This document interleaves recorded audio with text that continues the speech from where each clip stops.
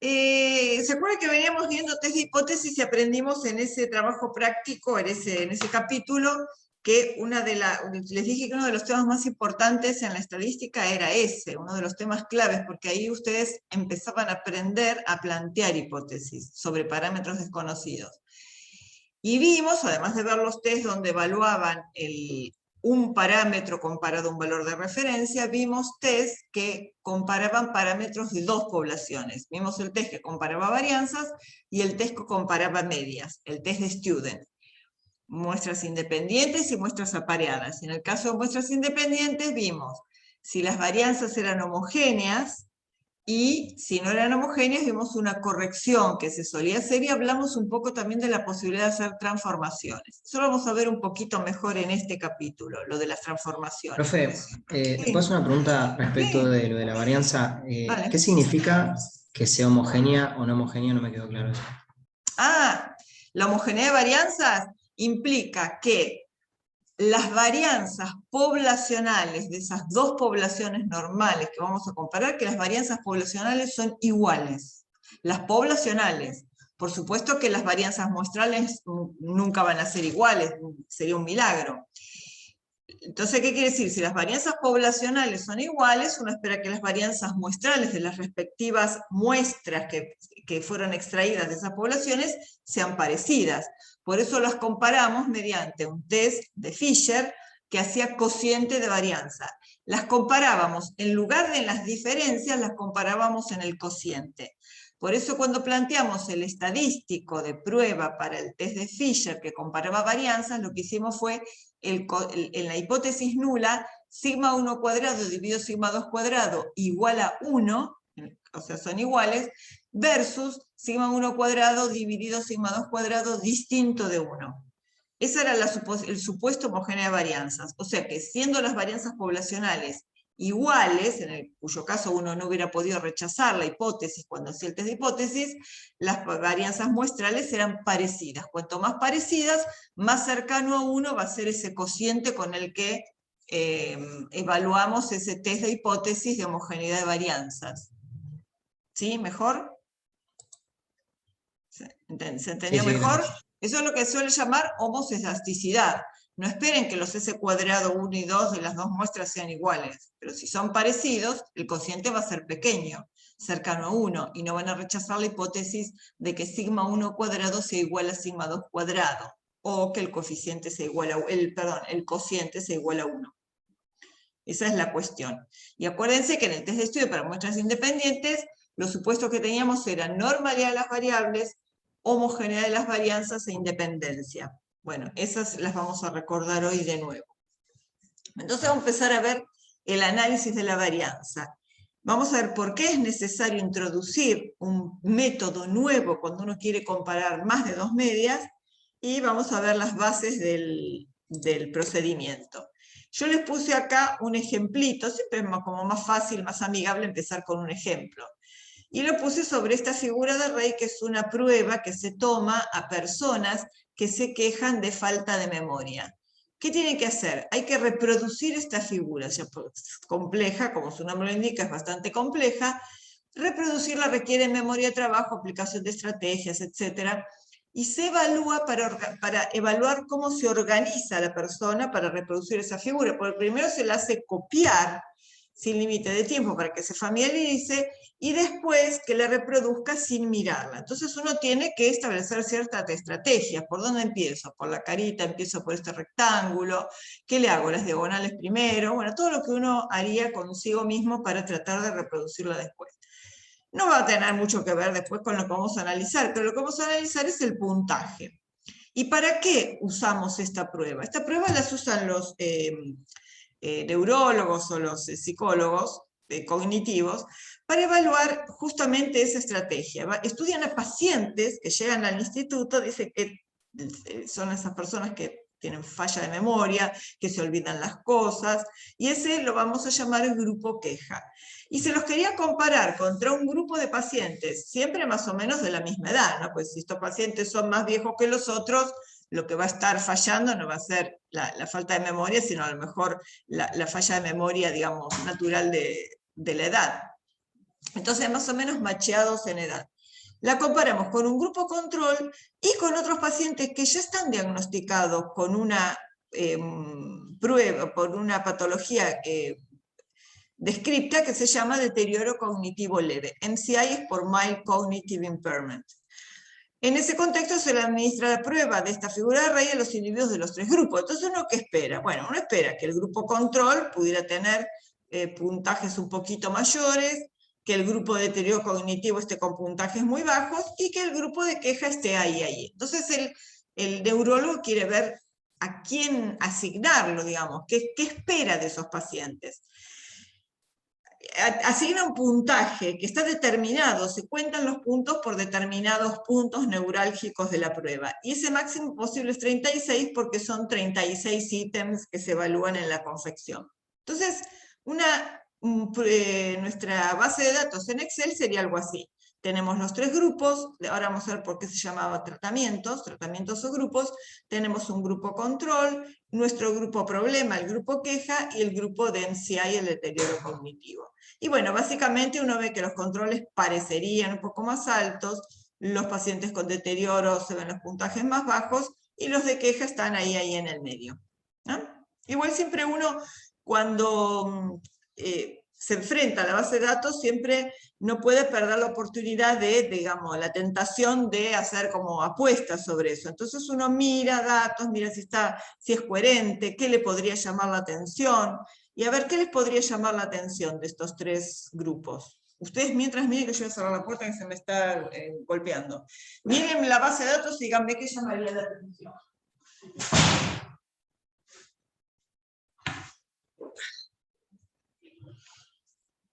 Acá no tienen un paciente, ¿no? Todos estos son, esta cantidad creo que eran 22 pacientes diferentes, ¿no? Que corresponden a cada uno de los grupos. ¿Qué ve? ¿Qué les llamaría la atención de acá? ¿Ven? Algo inusualmente alto o inusualmente bajo. Quizás el 18 en el grupo control y el Muy 27 bien. en el deterioro. Muy bien. Esos dos llaman la atención. El 18 de los controles, 18 sobre 36, son individuos que no tienen queja de memoria, pero que hicieron la mitad del puntaje. Incluso tienen puntajes menores algunos de estos. Y esto de deterioro cognitivo, un 27, es una performance extrañamente alta para este grupo. Bueno, esas cosas son las que vamos a analizar después también y las que vamos a explorar con los métodos exploratorios que ya estuvimos viendo. Vamos a introducir desde acá, desde el análisis de la varianza. Ustedes estaban acostumbrados que las variables se las llamaba X. Bueno, a partir de ANOVA, que se llama este método, a ver, bueno, les conté un poco la historia de la ANOVA. Bueno, esta prueba la diseñó nuestro querido Sir Ronald Fisher, que les mostré la foto de él de joven y de adulto y de viejito. Era un estadístico inglés que trabajó en una estación tipo, lo que acá sería el INTA. Entonces trabajaba con variedades de semillas, con fertilizantes, con distintas tierras, o sea, hacía una mezcla de factores que podían influir en los resultados, en los crecimientos, en los rendimientos. Por eso él lo llamó tratamientos, porque tratamientos era un poco lo que se hacía sobre las cosas que él usaba. ¿Y por qué pasamos de la X a la Y? Porque este modelo que vamos a usar, que se llama el análisis de la varianza, y ANOVA es por Analysis of Variance, el Infostat lo llama ¿cómo se llama? ANAVA, no sé por qué, y algunos lo llaman ANDEVA, porque lo españolizan. Bueno, digamos, medio universalmente es ANOVA, el análisis de la varianza. Porque va a estar muy relacionado, después lo vamos a ver, hay muchos puntos en común con el tema que vamos a ver en el próximo, que es la regresión. Y como en la regresión va a haber una variable aleatoria y en función de una variable X en general fijada por el experimentador, a la aleatoria se le reserva el nombre de Y, ya desde acá, desde la ANOVA. Entonces, la variable, o digamos, cada valor de la base de datos lo vamos a identificar así. La vamos a llamar Y, a la variable aleatoria. Y la vamos a identificar con dos subíndices. Ven que acá dice I y J. ¿Quién es cada valor I sub IJ de la base de datos? Es la respuesta, en este caso el puntaje, del jésimo individuo, o sea, el puntaje obtenido por el jésimo individuo, globalmente que recibió el tratamiento I, en nuestro caso que pertenece al grupo I. Siempre, acá no hay una asignación aleatoria de grupo, pero sí es bueno que los que van a hacer controles sean seleccionados aleatoriamente, que los que vienen de quejas sean seleccionados aleatoriamente, y lo mismo con el otro grupo. Entonces, en general la variable se la va a llamar respuesta o la observación del jésimo individuo que recibe el tratamiento I. Entonces fíjense que hay dos subíndices. El J va así, siempre que pensemos en el Infostal la base de datos va a ir distinta, pero siempre que pensemos en una base de datos para la ANOVA, uno lo piensa en esta estructura. Piensa los grupos y dentro de cada grupo las observaciones. Entonces, cuando uno piensa en vertical, va a pensar en qué sucede dentro de un grupo, y cuando pensemos así en horizontal, vamos a pensar entre los distintos grupos, en los que pasan los distintos grupos. Entonces, el J va acá adentro, desde 1 hasta n sub i. Fíjense que el jésimo individuo que recibió el tratamiento I, o sea que el I lo reservamos para el tratamiento o para el grupo. Fíjense, acá tenemos este número 22, es el I sub ij, es el I sub 2, 6. ¿Por qué? Porque es el sexto individuo, 1, 2, 3, 4, 5, 6, que pertenece al grupo 2, al grupo de queja. Por eso es el I 2, 6. Con esa nomenclatura, todos los datos de la base de datos son perfectamente identificables. Así, van a tener la base de datos que yo se la subí, se llama puntaje. Probablemente no tenga la 1F, pero bueno, si tiene la palabra puntaje.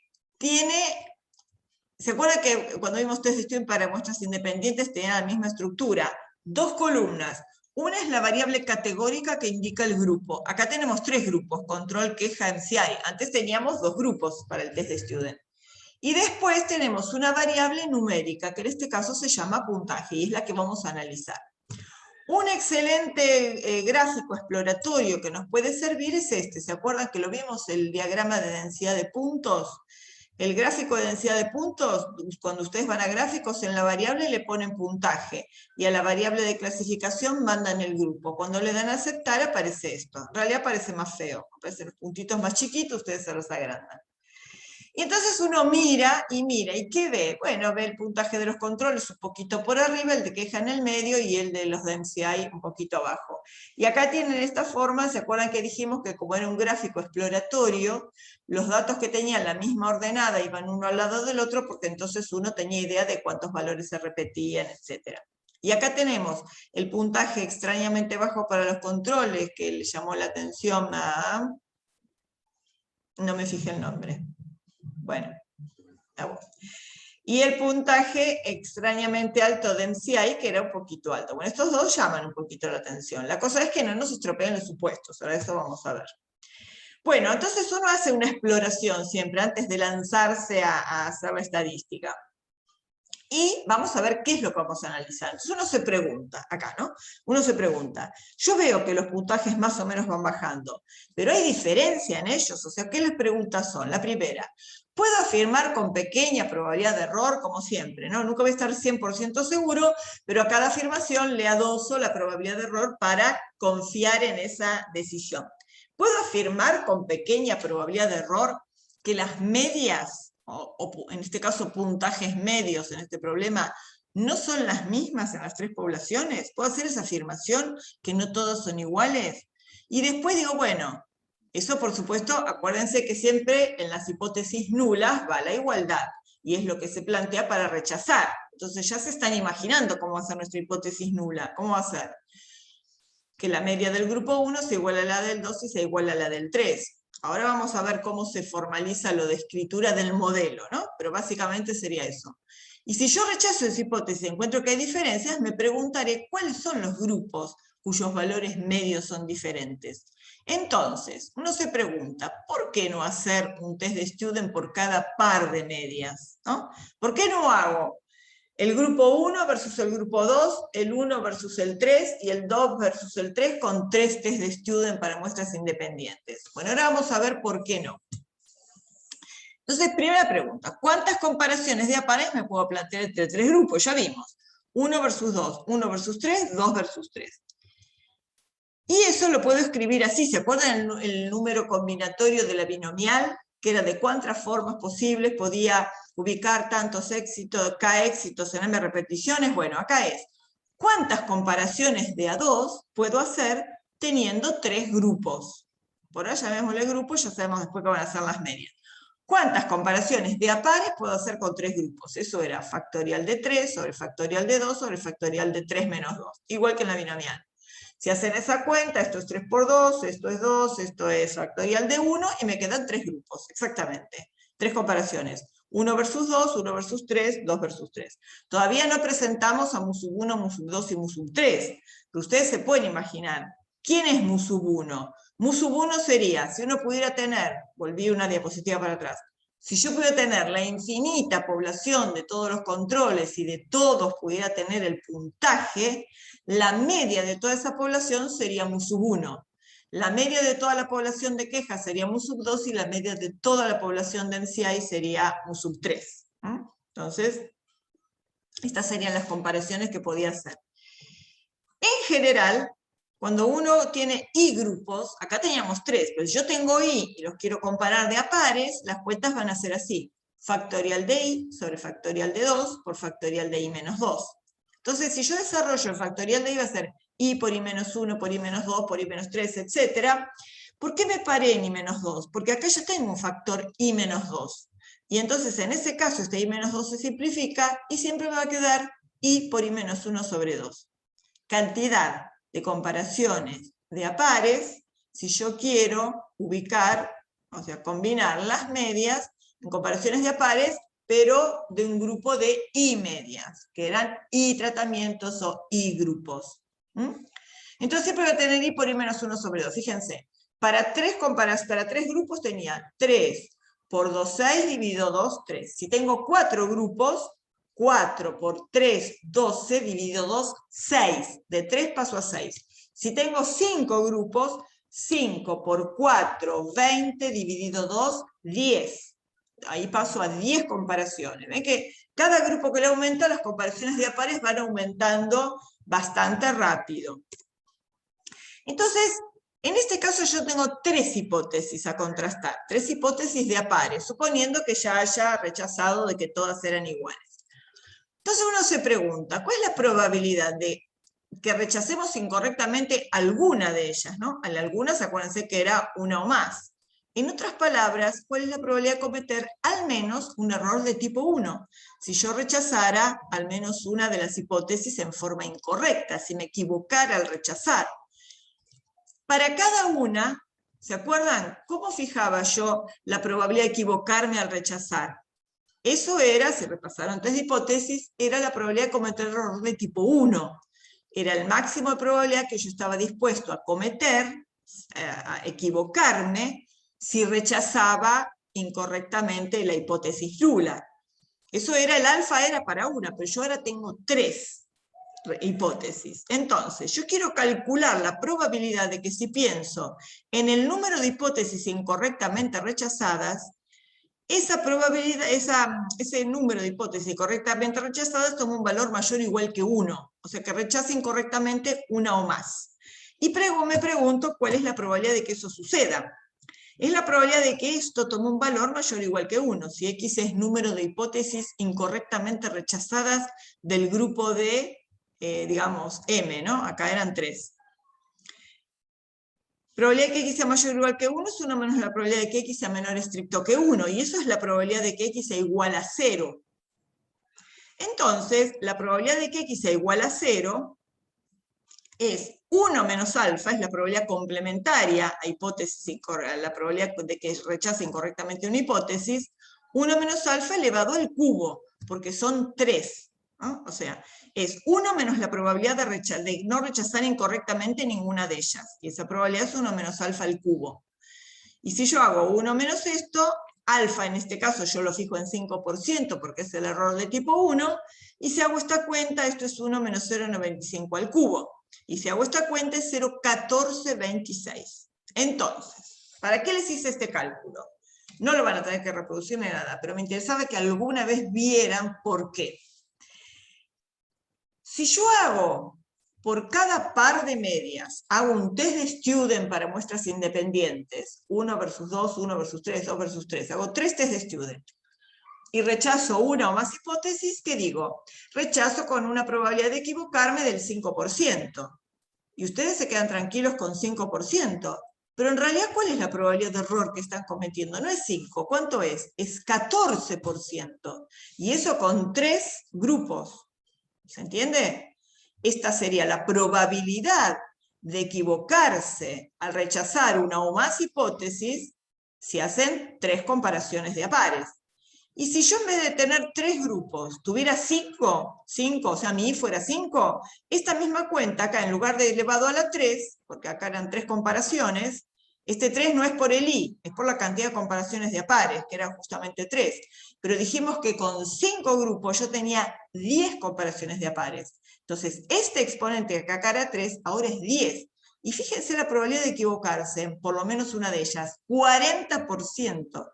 Si ustedes tienen 5 grupos y por cada comparación de estos pares de medias, 10 van a hacer un test de estudio para muestras independientes, en lugar de 5%, se equivocan en 40 de cada 100 veces.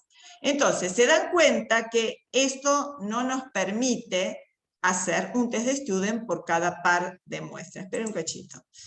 Voy a sacar esta barra, ¿eh? Voy a parar un segundo acá. Ya está. Sí. Sí, yo dije que se usaba y se abusaba del test de hipótesis. Justamente me refería a esto. Abusar del test de student para muestras independientes es usarlo bien. Espera, háblame de nuevo. Federico, ¿no? Sí, sí. Federico. Usar y abusar del test de student es justamente usarlo acá. Hacer un test de student por cada par de medidas que se comparan. Y ahora uno ya está acostumbrado, pero digamos, antiguamente, digamos, poco tiempo que yo entré en la cátedra, en el 77 entré, aún en esas épocas, en los 70 y en los 80, había publicaciones que hacían esto, usaban test de student para muestras independientes y los hacían de a pares. Entonces se quedaban tranquilos informando una probabilidad de error del 5 cuando la probabilidad de error era mucho más alta. Y todavía no estaba muy difundido, la gente no estaba muy acostumbrada a usar el ANOVA. Bueno, fundamental usar el ANOVA cuando uno compara más de 2 medias, justamente por eso. Entonces, basados en estos errores, necesitamos un método que permita calcular la probabilidad de cometer error de tipo 1 para la hipótesis nula de igualdad entre las y medias. O sea, un procedimiento, ¿no?, que nos permita hacer comparación de... También lo vamos a poder hacer para 2, pero básicamente para más de 2 tratamientos. Y este se llama el modelo de análisis de la varianza.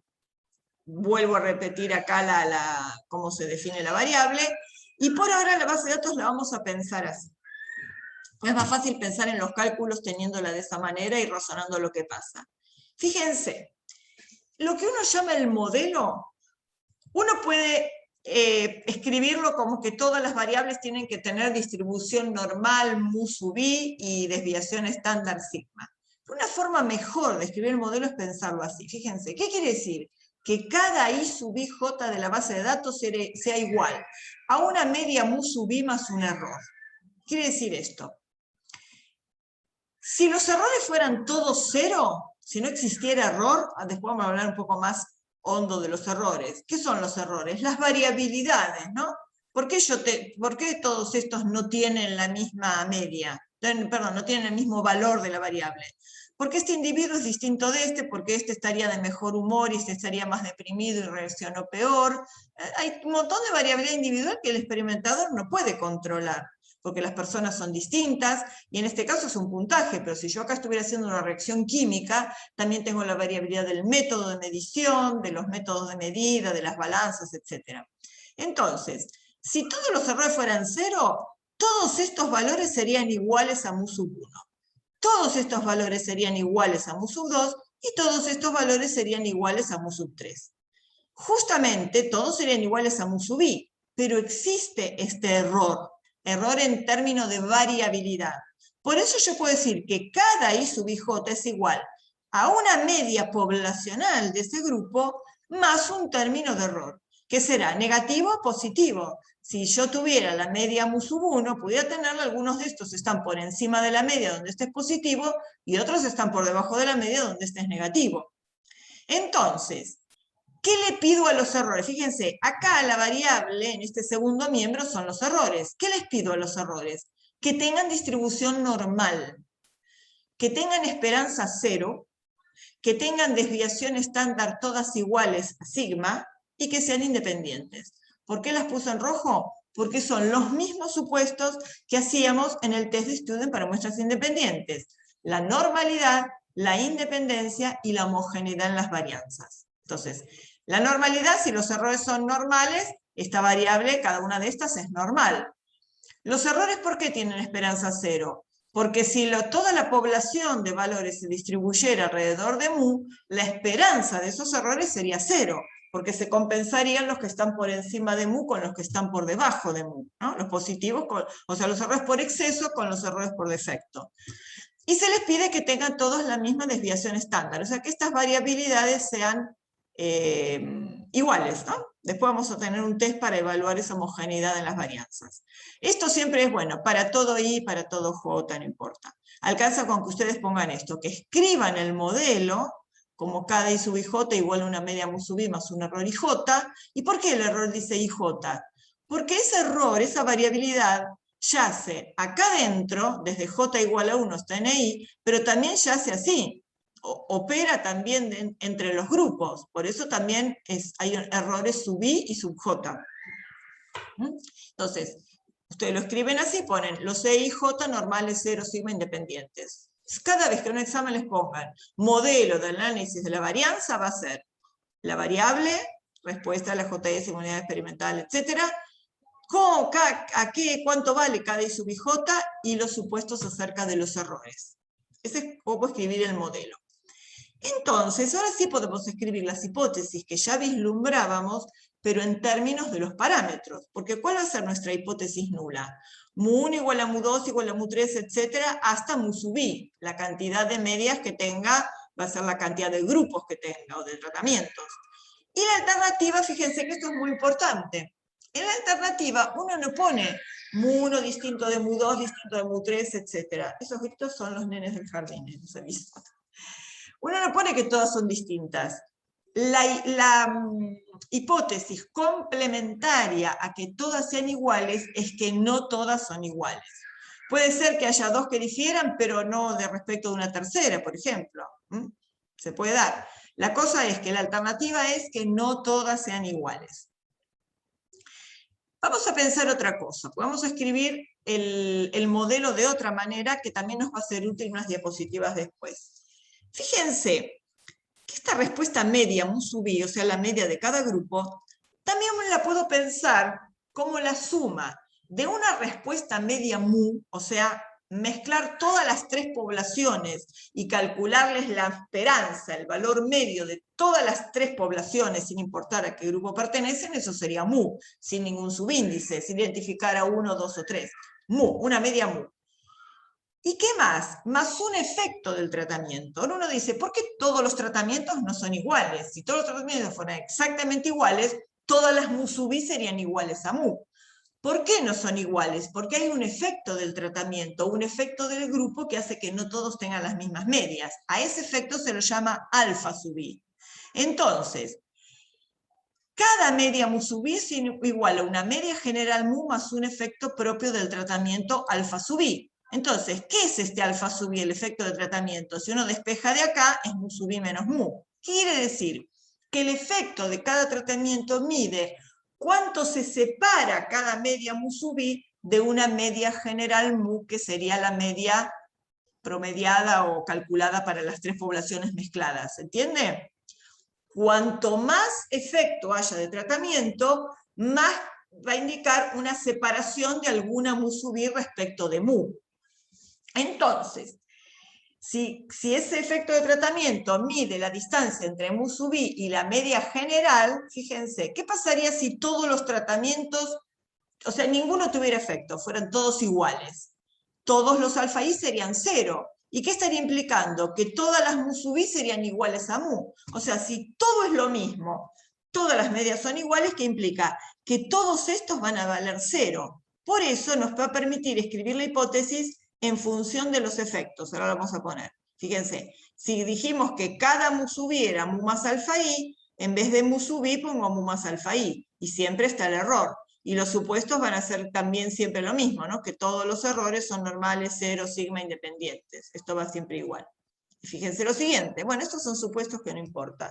Esto es que la sumatoria de los promedios de los efectos pesados es 0, que n es un promedio, es una suma de los mu sub i, es n, y que mu es una media pesada de los mu sub i. No importa, esto no necesitan ponerlo, con que pongan esto es suficiente. Entonces, ¿qué dijimos? Que si todos los mu sub i eran iguales, o sea, si pasaba esto, todos los mu sub i son iguales a mu. Se ve la flechita, ¿no? Cuando la muevo. Si vale esta hipótesis que todos los mu sub i son iguales, quiere decir que todos son iguales a mu. Entonces, si todos son iguales a mu, estos alfa i van a ser 0 para todos los tratamientos. Entonces la hipótesis la podemos escribir como que los efectos de los tratamientos son 0 para todos los tratamientos. ¿Sí? Que todos los alfa i sean 0 implica que todos los mu sub i son iguales a mu, porque esta diferencia va a ser 0 para todos los grupos. Entonces, ¿cuál sería la alternativa? Que algún alfa i es distinto de 0, o sea que algún tratamiento de grupo tiene un efecto distinto de 0, o sea, tiene una media mu sub i que se aparta de mu. Pueden escribir el modelo de esta manera o pueden escribir el modelo de esta manera. Si lo escriben así, la hipótesis va en términos de las mu sub i. Si lo escriben así, la hipótesis va en términos de los alfa sub i, del efecto del tratamiento o grupo. ¿De acuerdo? Sigo. Bueno, dijimos que había causas de variación. Bueno, esperen, vamos a hacer lo siguiente. Vamos a hacer un raconto. Definimos, fíjense que seguimos siempre los mismos pasos que para cualquier test de hipótesis. Definición de la variable aleatoria, modelo, distribución, supuestos, hipótesis. ¿Ahora qué viene? Viene planteo del estadístico de prueba. Bueno, siempre es lo que más nos lleva, porque el deducir el estadístico de prueba depende de varias cosas y lo vamos a deducir juntos. Para eso, ¿qué dijo Fisher? Analicemos cuáles son las causas o las fuentes de variación de los datos, que yacen en toda una base de datos. Hay distintas causas de variación. Entonces, primera pregunta. ¿Se acuerdan que hablamos de vertical o horizontal? Vertical es lo que sucedía dentro de cada grupo y horizontal lo que sucedía entre los distintos grupos. Entonces uno se pregunta, ¿por qué todos los individuos de un mismo grupo no tienen los mismos valores de una variable de respuesta? ¿Por qué tengo esta causa de variación o esta fuente de variación de los datos? A ver, algo dijimos. ¿Por qué hay una variación en este sentido, dentro del grupo? Porque cada persona es distinta y reacciona Exactamente, distinto. exacto, Camila. No todos los individuos van a dar el mismo puntaje. Si están haciendo una prueba, una determinación de algún metabolito, no todos van a dar lo mismo, porque aunque vengan de la misma muestra o de la misma población, hay errores que el experimentador no puede controlar. Entonces la respuesta a esto es que existen diferencias individuales, errores de medición de la variable, efecto del medio ambiente, de la temperatura, del voltaje si estamos usando un aparato, lo que se les ocurra. Es una variación no controlada y o no controlable. ¿Por qué? No controlable es lo que dijimos recién. El experimentador no la puede controlar, porque está esa variación yacente en los datos que no la puedo modificar. ¿Y por qué uno dice no controlada? Porque pudiera ser también que dentro de ese grupo, por ejemplo, hubiera distintos grupos etarios, ¿no? A lo mejor yo no busqué no los individualicé, digamos, no los maché todos los grupos, me olvidé de hacer eso o no lo tuve en cuenta. Entonces, si yo dentro de ese grupo tengo diferentes grupos etarios, o diferente, qué sé yo, nivel educativo, si estoy haciendo esa prueba, a lo mejor algún individuo está más entrenado, o distinto, lo que sea. Si yo eso no lo controlé, eso me va a aumentar la variabilidad que va a ocurrir ahí adentro, porque ahí voy a tener el individuo que tuvo 18 en los controles o el que tuvo 35, o en los de deterioro cognitivo el que tuvo un puntaje de 27 y otro que tuvo un puntaje de 15. A lo mejor Eso uno tendría que ir a analizar quién era quién en cada base de datos. ¿Por qué el deterioro cognitivo tuvo un puntaje tan alto? A lo mejor ese individuo era un individuo mucho más joven o que tenía una formación intelectual más entrenada, lo que sea, no importa. Me refiero a este caso porque es este caso. Sea lo que sea, entonces yo acá tengo esas causas posibles de variación.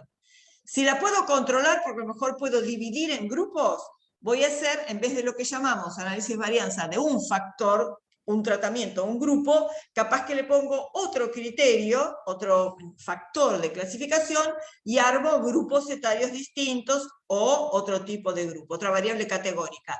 Y ahí vendrán los análisis de varianza de dos factores. Un factor y otro factor. Eso no lo vamos a ver porque tiene todo mucho más complicado de analizar. Bueno, entonces, variación no controlada y o no controlable. ¿Y por qué así? ¿Por qué no tienen los mismos valores de la variable respuesta los individuos de los diferentes grupos? Porque hay variabilidad en este sentido. La otra causa de variación. ¿A qué se debe? Porque varía el tratamiento, puede ser. Muy bien, Camila, exactamente. Justamente, esta es la que el experimentador controló. Yo controlé de muestrear en grupos distintos porque justamente quería analizar esas diferencias.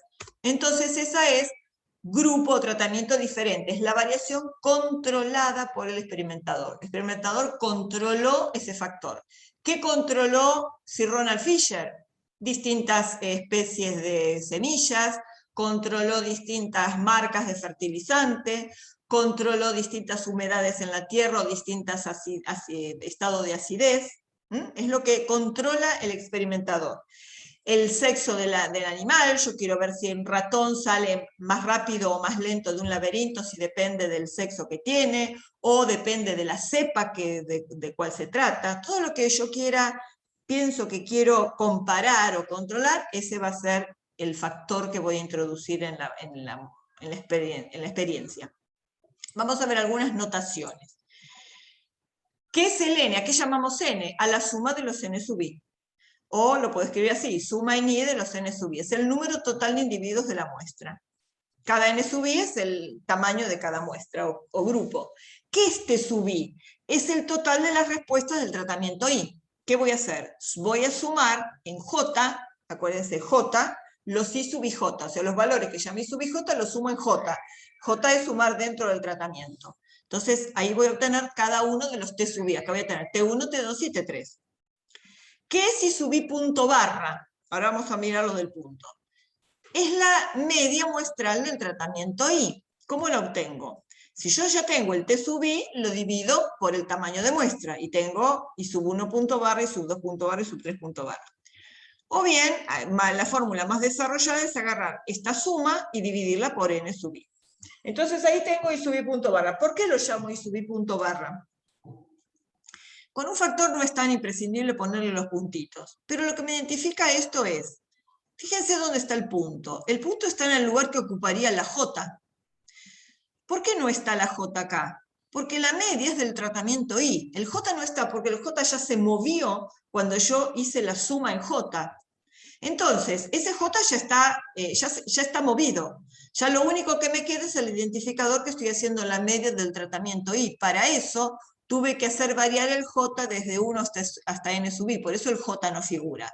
Si nosotros tuviéramos dos factores, sería fundamental, porque tendríamos que decir si es i sub i punto barra o i sub punto j barra. O sea, ¿en quién lo calculé? ¿Es la media del grupo i o la media del grupo j?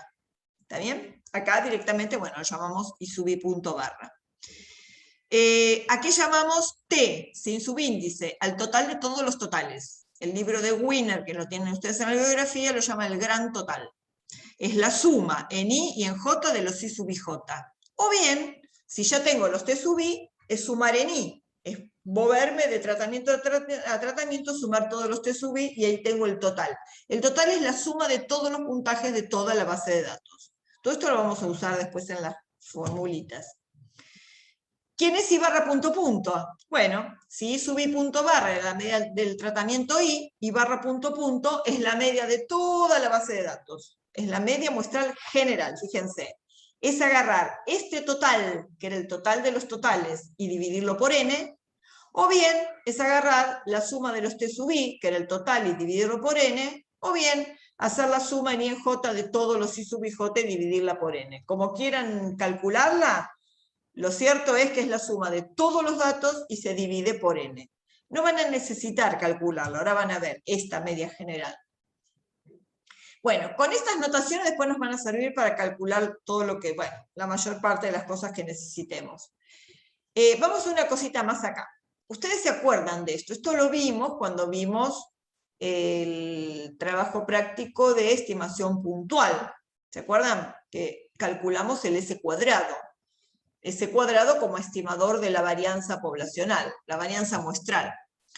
Y entonces nosotros habíamos dicho que para calcular el S cuadrado hacíamos la suma para todos los datos que teníamos, de cada xi menos la media elevábamos al cuadrado y después dividíamos por n-1, ¿se acuerdan? Que después en el capítulo siguiente dimos la razón por la cual dividíamos por n-1, que era para hacerlo estimador insesgado de la varianza. Y en su momento dijimos, esto lo vamos a retomar, esta fórmula en el análisis de la varianza, porque vamos a hablar mucho de sumas de cuadrados y de cuadrados medios. La suma de cuadrados es esto, es agarrar, ahora para nosotros van a ser los i menos i barra, ahora vamos a armar cada uno. Esas distancias respecto de la media elevadas al cuadrado y sumadas será la suma de cuadrados. Cuando esa suma de cuadrados la dividimos por los grados de libertad, se lo llama cuadrado medio o promedio de los cuadrados. Y este S cuadrado es el estimador de la varianza poblacional. ¿Sí? Y teníamos n-1 grados de libertad. Esto para cuando teníamos una sola muestra. Esto para que recordemos que el cuadrado medio es la suma de cuadrados dividido los grados de libertad. Bueno, vamos a nuestra base de datos. Estas cuentas las vamos a retomar después. Cuando les dé las fórmulas desarrolladas, van a ver que es muy fácil calcularlo. La cuestión es, nosotros teníamos dos causas de variación, ¿se acuerdan? Pensemos en, ¿qué sería la variación total? Vuelvo a la diapositiva anterior. ¿Qué es hacer una varianza muestral? Es agarrar todos los datos de una muestra, a cada uno de todos esos, restarles la media de todos ellos, elevarla al cuadrado y sumar.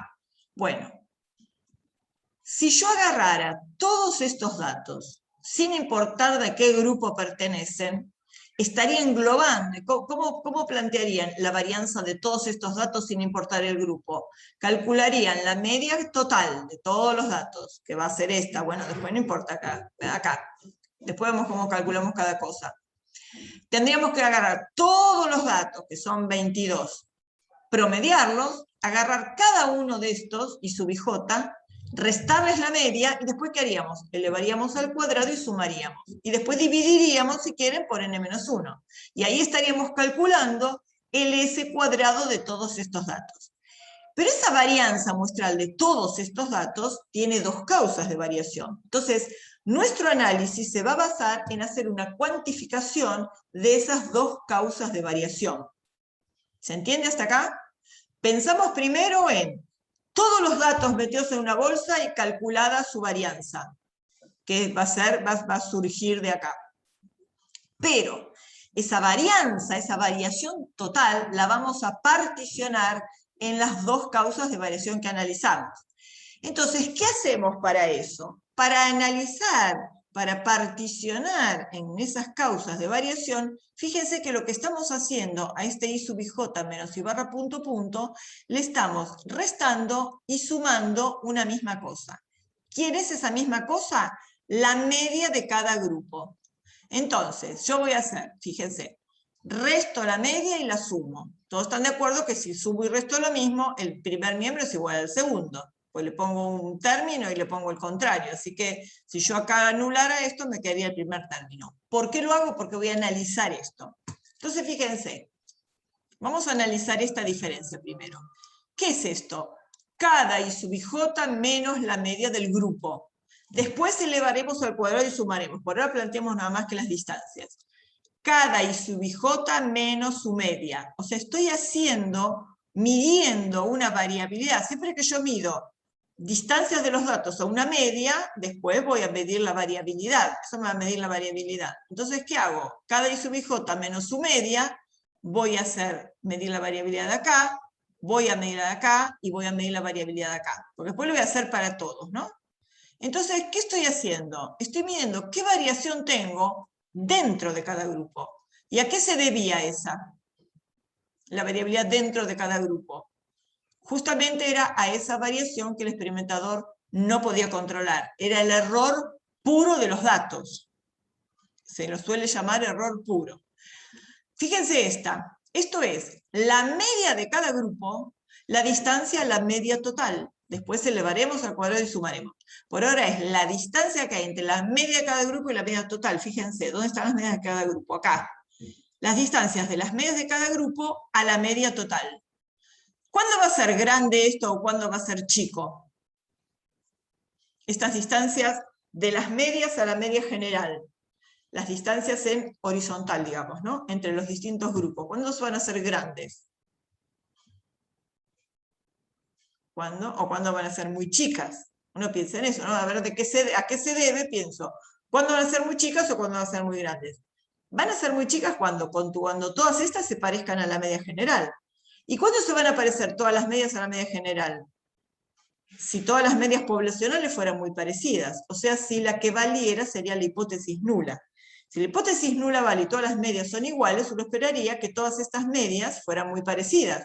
Pero si los grupos realmente son distintos, uno esperaría que estas medias se distancien bastante. Fíjense que de hecho, la media de los controles es 28, la de MCI es 14 y la de grupo queja es 20.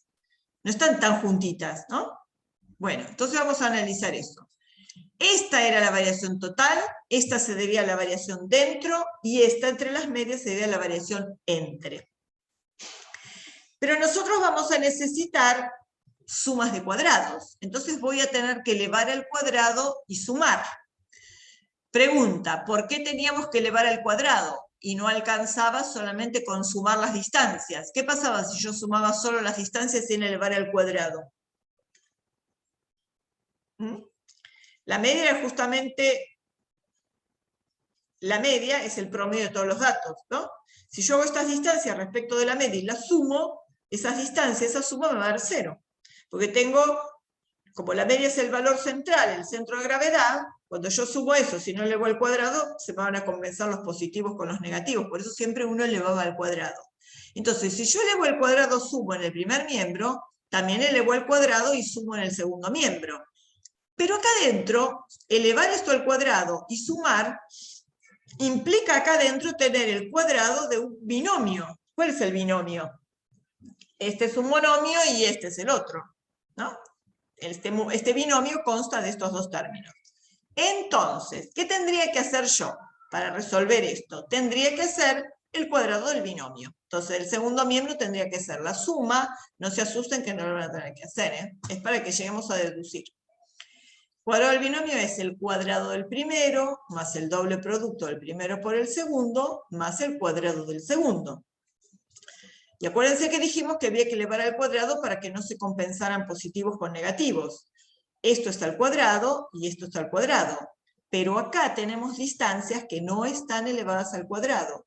Entonces, cuando uno después aplique la sumatoria de esa sumatoria de esas distancias, ahí va a dar 0. Luego de desarrollar la suma dentro de cada sumando, el doble producto da igual a 0. Siempre. Sea acá en el análisis de varianza de un factor, en toda la partición de variación de análisis de varianza de 2 factores, cuando hagamos la partición en la regresión en el próximo capítulo, por gracias a Dios los dobles productos dan 0. Entonces esta cuenta se simplifica mucho. ¿Qué nos va a quedar? Esta suma de cuadrados va a ser igual a esta suma de cuadrados más esta suma de cuadrados. Y entonces, ¿qué va a quedar? Ahora analizamos ese n sub i. Nos va a quedar suma de cuadrados total igual a suma de cuadrados dentro de los tratamientos, más la suma de cuadrados entre los tratamientos. A ver, ¿por qué acá acá pongo en i en j, ¿no? Porque acá estaba sumado, yo sumaba en i en j. Porque acá está en i en j, acá está sumado en i en j, pero acá está sumado solo en i. Fíjense la fórmula. ¿Por qué acá no está el j? Primero porque acá adentro no está el j, ¿no? Acá sumo en i en j porque acá tengo un i sub ij, y acá sumo en ij porque acá tengo un i sub ij, o sea, j y en i. ¿Por qué acá no pongo J? Porque, fíjense, cuando yo calculé la media de cada grupo, al calcular la media tenía un puntito, porque ahí ya se había resumido el J. Yo ya los había sumado en J y había dividido. Entonces, esto representa a la media de todos estos datos, desde J igual a 1 hasta J igual a N sub I. Por eso ahí ya no aparece el J. Entonces, se me fue la rayita. Entonces, ¿qué quiere decir? Que esta media I sub I punto barra se obtuvo de NI datos y está representando a NI datos, tiene el peso de estos NI datos. Por eso estas distancias se las multiplica por NI, porque es el peso de cada I sub I punto barra. ¿Se acuerdan que cuando uno hacía sumas o promedios o lo que fuera, tenía que darles el peso? Bueno, cada una de estas I sub I punto barra representa a cada uno de estos NI datos, por eso se le da el peso de cada I sub I punto barra. ¿Sí? Es lo mismo que sumarla NI veces, ¿no? Pero pasa como esta media es siempre la misma, esta menos esto va a ser lo mismo, la multiplico por 7 porque esta media representa 7 datos. Esta la multiplicaría por 8 porque representa 8 datos y así sucesivamente. Igual no van a tener que hacer este cálculo, pues estas fórmulas se simplifican después al desarrollarla. Ahora después lo vamos a ver. ¿Se entiende? Entonces, a esto lo vamos a llamar suma de cuadrados total, porque viene de la variación total. Esta será suma de cuadrados dentro, porque viene de la variación dentro. Y esta será suma de cuadrados entre, porque viene de la variabilidad entre. A esta suma de cuadrados dentro, que es la que ocurre acá dentro, se la llama también suma de cuadrados del error. Si mal no recuerdo, Infostal la llama del error. ¿Por qué? Porque es la variabilidad que me está representando el error puro, la variabilidad inherente de la variable, sin tener en cuenta ningún factor que la haga variar, porque es la variabilidad que ocurre donde está la causa de variación más primitiva y más pura, ¿no? Porque justamente es donde están todos los individuos que son más homogéneos, me representa esa variación. Analicemos los grados de libertad. Esta variación total era la variación de 22 datos respecto de una media. ¿Se acuerdan cuando les hice deducir lo de los grados de libertad? Que les dije, denme una muestra de tantos datos cuya media valga tanto. ¿Cuántos grados de libertad tuvieron para inventar, para pensar? N menos 1, porque el último estaba determinado por cuánto daba la media. Bueno, la suma de cuadrados total, que es la variación de n datos respecto de una media, tiene n menos 1 grados de libertad. ¿Sí? ¿Cuánto tiene el entre? Es la variación de I medias respecto de una media general. Entonces, dadas 3 medias para estimar una media general, ustedes tienen 3 menos 1 grados de libertad. En general son I menos 1 grados de libertad. Y a la suma de cuadrados dentro le quedan n menos i, porque n menos i es igual a n menos 1 menos i menos 1. Si ustedes hacen n menos 1 menos i menos 1, el menos 1 con el menos 1 queda 0 y les queda n menos i. Otra forma, otra regla mnemotécnica para pensar en cuántos serán los grados de libertad de la suma de cuadrados dentro. Fíjense, vamos a adelantar un poco más en el pensamiento este. La suma de cuadrados dentro de la variabilidad debida al error era esta, ¿no? Era la que evaluaba la variación más primitiva. ¿Qué quiere decir esto? Que si yo tengo el S cuadrado que ocurre acá adentro, este será un estimador de la varianza. Y este S cuadrado será un estimador de la varianza, y este S cuadrado va a ser un estimador de la varianza, pero habíamos pedido que las varianzas fueran iguales. O sea que uno esperaría que estas varianzas fueran muy parecidas, ¿no? ¿Qué quiere decir esto? Que yo estoy con n datos, con los n datos de esto, estoy estimando I parámetros, ¿sí? Con los 22 datos de esta base de datos, estoy estimando I parámetros. ¿Cuántos? 3. Mu1, Mu2, Mu3. En general, estas variabilidades que se deben al error, sus grados de libertad van a ser el n total menos la cantidad de parámetros que se estiman en el modelo. Con estos 22 datos, que es el n total, estoy estimando, en este caso, 3 medias. Por eso los grados de libertad acá van a ser n-3. En general, n-i. Con n datos estimo I parámetros. Acuérdense que se los voy a preguntar en regresión. Cuando analicemos los grados de libertad, recordarles. ¿Se acuerdan que era n menos la cantidad de parámetros? Bueno, ¿de acuerdo? Hay que seguir todavía armando un poquito más. ¿Por qué? Porque, así como habíamos visto en la anterior, acá, que el estimador de la varianza era un cuadrado medio, a la suma de cuadrados tenemos que dividirla por los grados de libertad para que sea un estimador insesgado de la varianza. Entonces, a la suma de cuadrados que calculamos acá, hay que dividirlas por los grados de libertad. El cuadrado medio total no se calcula en el entre y el dentro, porque son las variabilidades que yacen en la base de datos. Entonces, si la suma de cuadrados entre tenía i menos 1 grados de libertad, porque era el desvío de i medias respecto de una media general, la divido por i menos 1. Si la suma de cuadrados dentro tenía n menos i grados de libertad, para obtener el cuadrado medio dentro, a la suma de cuadrados la divido por n menos i. Y con esto tenemos dos cuadrados medios, el entre y el dentro. Entonces, dijimos que el cuadrado medio dentro era el estimador de la varianza común, porque suponíamos que las varianzas eran iguales. Después vamos a dar un test para ver, para demostrar que las varianzas son iguales, ¿no? Para llegar a probar que las varianzas son iguales. Entonces, el cuadrado medio dentro, el que calculábamos dentro de los grupos, era sigma cuadrado sombrero. Y les muestro esta fórmula. A ver, ¿a qué les suena esta fórmula? A mí se me despliegan los controles. Ustedes no ven, ¿no? No. ¿A qué se les hace acordar esta fórmula?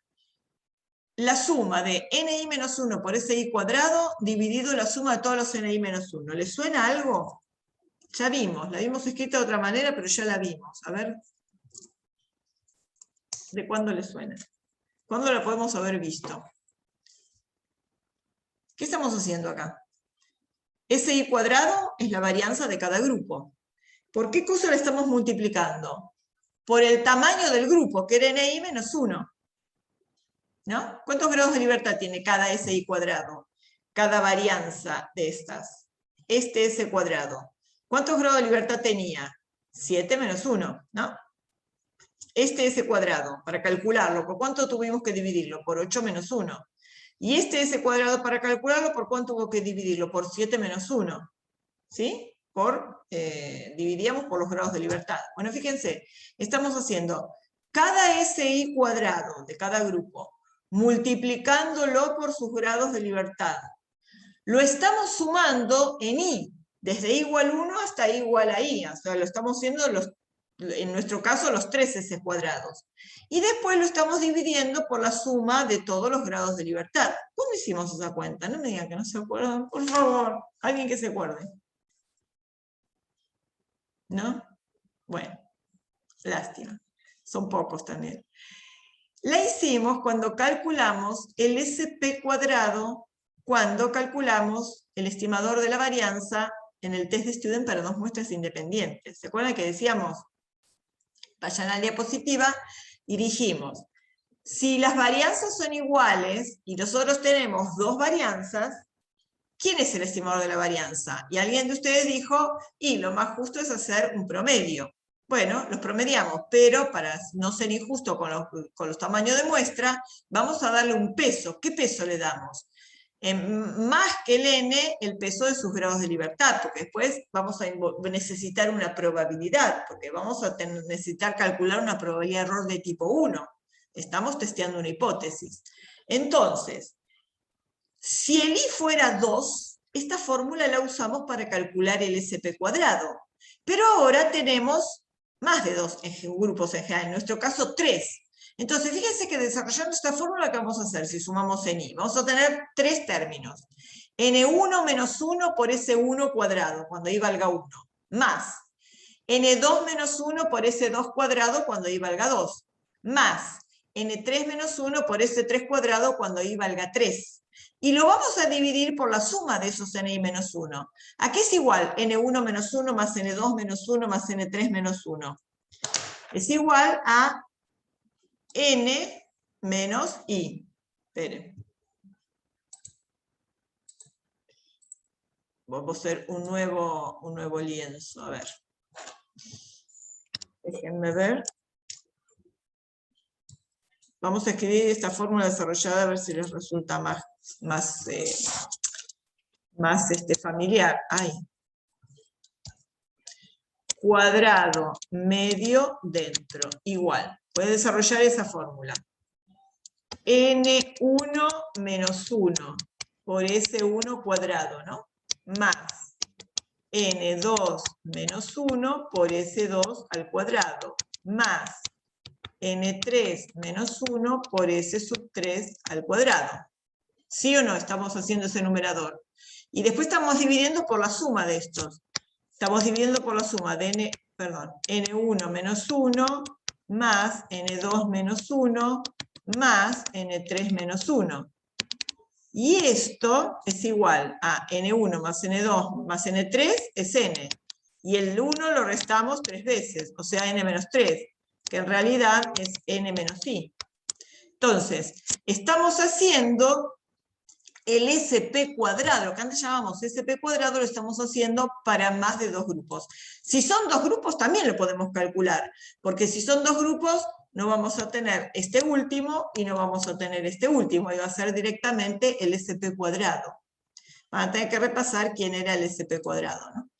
Bueno, la cuestión es que así como la esperanza del S cuadrado era sigma cuadrado, la esperanza del SP cuadrado era sigma cuadrado, la esperanza del cuadrado medio dentro también es sigma cuadrado. O sea que este es un estimador insesgado de la varianza poblacional. Todo también porque usamos los grados de libertad, ¿no? Acá está la demostración, no me acordaba.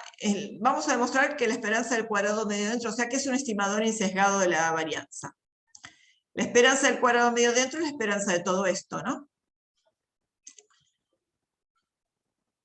Esto es una, déjenme ver, esto es una constante, ¿no? Porque esto es la esperanza, la constante, que es la sumatoria de los ni menos 1, entonces sale como constante afuera, 1 sobre suma de ni menos 1, por la esperanza de esta sumatoria. ¿Sí?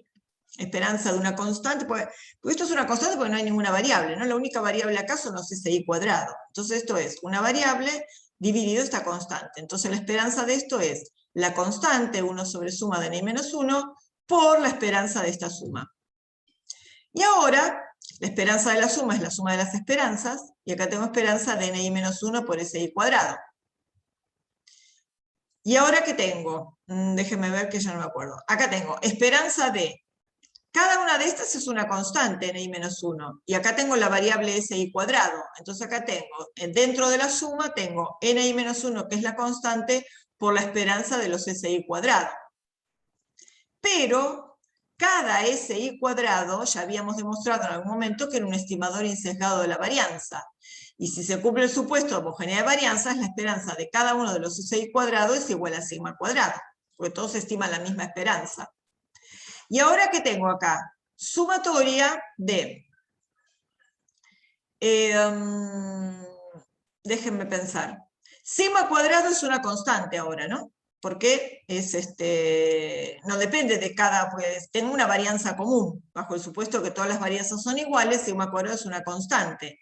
Entonces, si yo voy a desarrollar estos términos, ¿qué van a ser? N1 menos 1 por sigma cuadrado, más N2 menos 1 por sigma cuadrado, más N3 menos 1 por sigma cuadrado.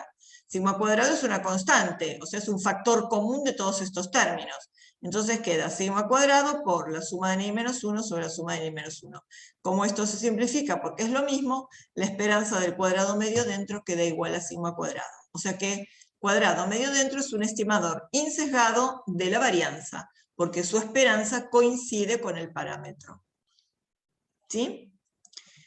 Ahora, esto acuérdense, ¿no? Por eso está resaltado, esto es lo más importante de todo. Por eso esto se lo llama el error puro, el cuadrado medio dentro, pues su esperanza es igual a la varianza poblacional. La esperanza del cuadrado medio entre es igual a este sigma cuadrado, pero más algo. ¿Por qué?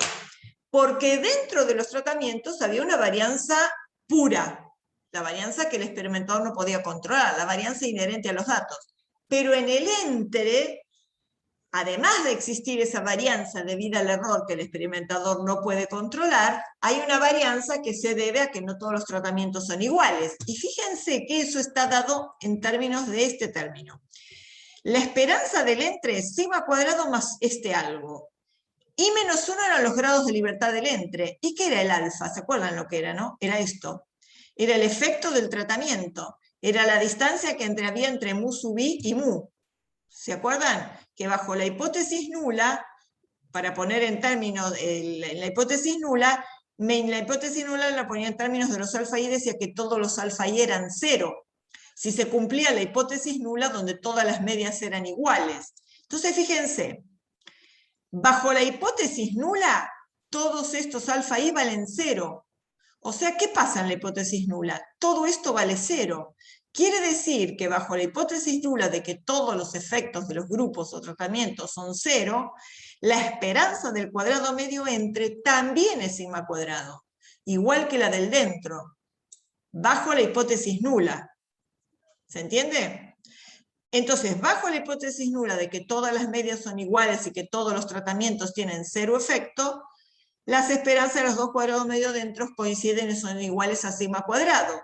Pero, si vale la alternativa donde algún alfa y es distinto de 0, algún tratamiento tiene algún efecto y no todas las medias son iguales, este término es distinto de 0, pero es siempre positivo, porque estos alfa están elevados al cuadrado. Entonces, la varianza del cuadrado medio entre va a ser mayor que la del dentro. Va a ser sigma cuadrado más algo que va a ser siempre positivo.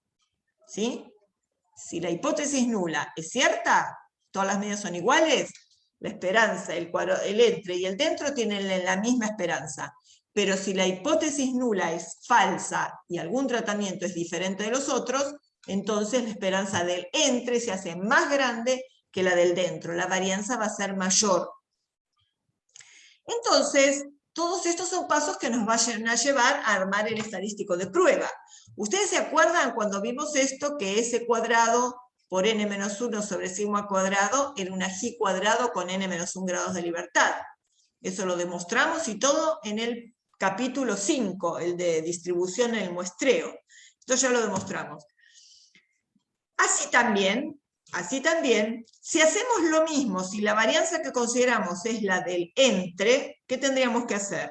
El S cuadrado era la varianza de una muestra. El entre es la varianza entre los distintos grupos. Entonces, si hacemos el cuadrado medio entre multiplicado por sus grados de libertad, que son i-1, dividido por la varianza, va a ser también una G cuadrado. Pero ¿cuántos grados de libertad? Con i-1. Y si hacemos lo mismo, la varianza que consideramos es el dentro, o sea, esta es la combinación de los SI cuadrado, al cuadrado medio dentro hay que multiplicarlo por sus grados de libertad, n-i, donde está, bueno, estaba en la otra diapositiva, eran n-i, y hay que dividirlo por la varianza. Esto también es una G cuadrado, con n-i grados de libertad. Entonces, con el entre y con el dentro podemos armar sendas G cuadrados. ¿Y ustedes qué se acuerdan? ¿Cómo cuando poníamos dos G cuadrados en común, ¿qué armábamos? La distribución de Fisher, ¿se acuerdan? Con un cociente de G cuadrados. Entonces, vamos a hacer lo mismo, déjenme ver, con estas. Si yo hago un cociente de G cuadrados, ¿se acuerdan la definición de Fisher? La definición de la F de Fisher, esperen, voy a poner el lapicito acá.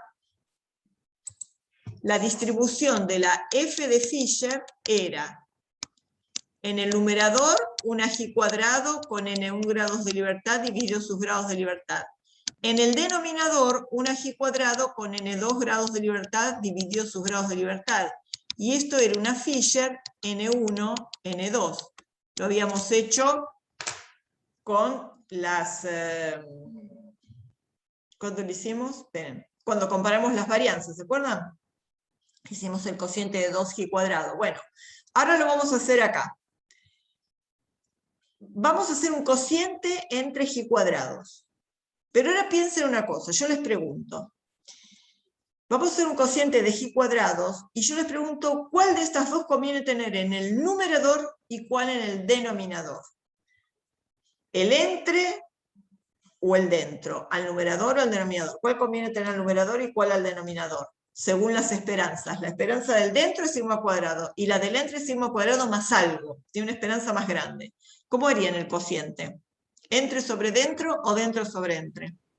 Entre sobre dentro, Muy bien, sí, ¿por qué? porque Perfecto, así da Camila. un número más grande.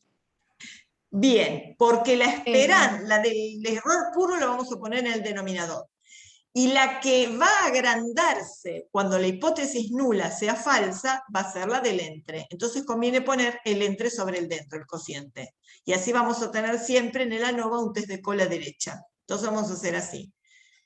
En el numerador está G cuadrado, cuadrado medio de entre por sus grados de libertad sobre la varianza. Y dividido sus grados de libertad.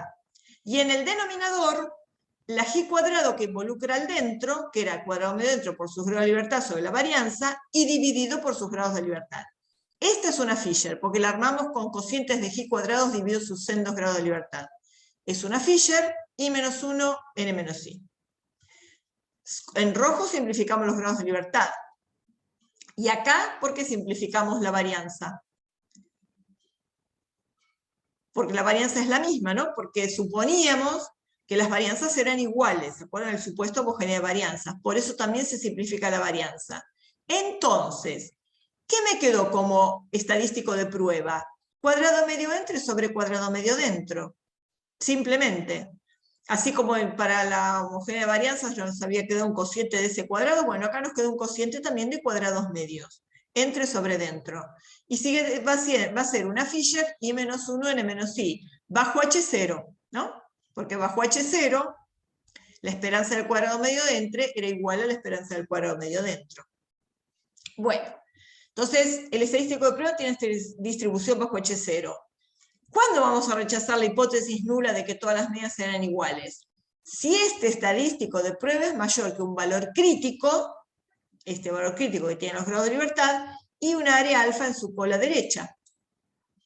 ¿No está el dibujito? Bueno, no le hice el dibujito. Pero no importa, se lo voy a hacer acá. Esperen. Voy a poner un lapicito. Esta zona de rechazo va a ser esta. Ay, esperen. Se me fue el pulso. La zona de rechazo va a ser esta. El estadístico F lo voy a ubicar debajo de una F I menos 1 N menos I.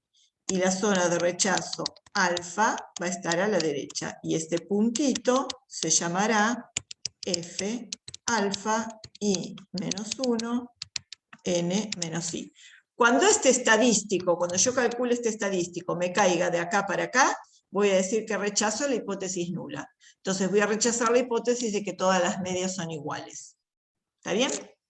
Bueno, esto es vamos a interpretar esto. Fíjense, acá.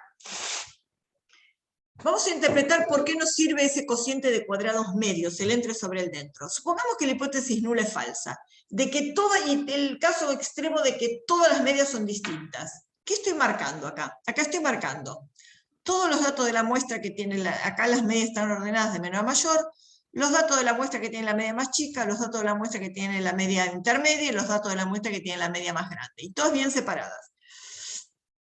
Los puntitos son los datos de la muestra 1, de la muestra 2 los turqueses y de la muestra 3 los verdes. Los cuadraditos rojos son las medias muestrales y el triángulo azul es la media de todas las medias y barra punto a punto. Fíjense que acá tengo los datos de la muestra 1 distribuidos alrededor de su media. Acá tengo los datos de la muestra 2 distribuidos alrededor de su media y los datos de la muestra 3 distribuidos alrededor de su media. Fíjense que estas dispersiones son parecidas entre sí porque suponíamos que las varianzas eran homogéneas. Pues estos datos están más o menos dispersos en forma parecida en los tres grupos. ¿Qué me mide la variabilidad dentro? La dispersión de estos datos respecto de su media, de estos datos respecto de su media, o sea, de los I sub ij respecto de I sub i punto barra, y de estos datos respecto de I sub 3 punto barra. Y las variaciones entre, ¿quién me las mide? Las distancias entre las I sub i punto barra y la media general. Fíjense que las distancias entre I sub I barra y la media general son mucho más grandes que las distancias de los datos respecto de cada media. Acá el cuadrado medio entre va a ser mucho más grande que el dentro, porque los datos, las muestras están muy separadas, las poblaciones no son iguales, las medias no son iguales. Y acá, si la hipótesis nula es verdadera, está todo dibujado mucho más apelmazado, como en distinta escala, pero fíjense, las dispersiones de la primera muestra respecto de su media, de la segunda respecto de su media y la tercera respecto de su media, y las dispersiones de las medias respecto a la media general. Acá, ¿qué podríamos decir? Acá esta parecería que es más chica todavía. Acá el cuadrado medio dentro va a ser muy parecido al cuadrado medio dentro. Es difícil que sea más chico, pero podría llegar a suceder. Entonces, este cociente, cuando se haga grande, nos va a estar indicando que las muestras están muy separadas y que las poblaciones no son las mismas. Y cuando este estadístico, estos cuadrados medios sean muy parecidos y ese estadístico esté cercano a 1, quiere decir que todos los datos están muy juntos y que las medias no difieren en forma significativa. ¿Está bien? Entonces viene bien también por eso tener el entre sobre el dentro, porque se va a ir a la zona de rechazo cuando yo tenga que rechazar la hipótesis nula y me esté indicando que los tratamientos difieren, porque difieren más las medias respecto a la media general que la variación de los datos dentro de cada grupo. Todos estos cálculos se van a volcar en lo que se llama tabla del análisis de la varianza. Todavía no les mostré cómo se hacen los cálculos. Tabla de la ANOVA. Tiene estas columnas. Fuente de variación. Tenemos una variación entre tratamientos, una dentro de tratamientos y una total. Vamos a calcular también una suma de cuadrados entre dentro y total. Y cada suma de cuadrados tiene asociados sus grados de libertad. El entre tenía I-1, el dentro tiene N-I y el total tiene N-1. Y cada cociente entre cada suma de cuadrados y sus grados de libertad va a dar origen a cada cuadrado medio. El total no se calcula. Fíjense que acá hay una línea oscura que es una línea de suma. Suma de cuadrados entre más dentro es igual a la suma de cuadrados total. Y los grados de libertad I-1 más N-I son iguales a N-1. Y después, para calcular el estadístico de prueba, tendré que hacer el cuadrado medio entre sobre el cuadrado medio dentro, que se obtuvo cada cuadrado medio haciendo cada suma de cuadrados sobre sus grados de libertad. En el infostado van a tener una columnita más, que es donde les va a dar el p-valor. El p del test. ¿Cuál es el p del test? Es la probabilidad exacta de cometer el error de tipo 1. Es la probabilidad de encontrar un valor del estadístico que sea mayor que este estadístico muestral. Es decir, el área a la derecha del estadístico de prueba calculado. Esperen, vuelvo al dibujito que hice, si no se perdió acá. Esta área a su derecha, voy a poner en rojo, supónganse, que yo tengo un F sub M que me da por acá. Cuando calcule el cuadrado medio entre sobre el dentro, el F sub M me da por acá. ¿Qué pasa si me da por acá? Me dio en zona de rechazo. ¿Y cuál va a ser su p-valor? Su p-valor va a ser el área de la cola a partir del estadístico que obtuve de la muestra. Y esta área roja es menor que el área negra alfa. Entonces, cuando este p-valor sea menor que el alfa que yo fijé, rechazaré la hipótesis nula. ¿Qué pasa si el estadístico me da, a ver, pongámosle acá, si el estadístico me da por acá, si el F sub M me da a la izquierda del valor crítico, me dio en zona de aceptación, no rechazo la hipótesis nula, ¿cuál va a ser su p-valor? Su p-valor va a ser toda esta área en la cola derecha.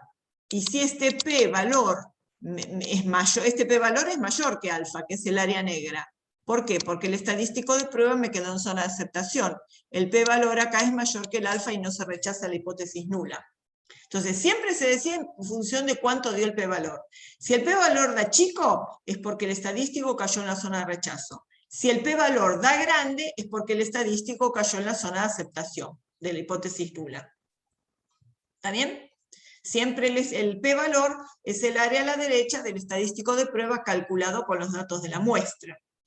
Acá les pongo cómo hacer los cálculos. Son muy fáciles, tienen que tener la memoria en estadística y van a meter dato por dato. A ver, La suma de cuadrados total, esta fórmula, sale de desarrollar la fórmula de la definición que vimos antes, que era la suma de i sub ij menos i barra punto punto elevado al cuadrado. Si ustedes desarrollan ese cuadrado, les da la suma de los i sub ij cuadrado menos t cuadrado sobre n, menos la suma de todos los i dividido al cuadrado, esa suma dividido n.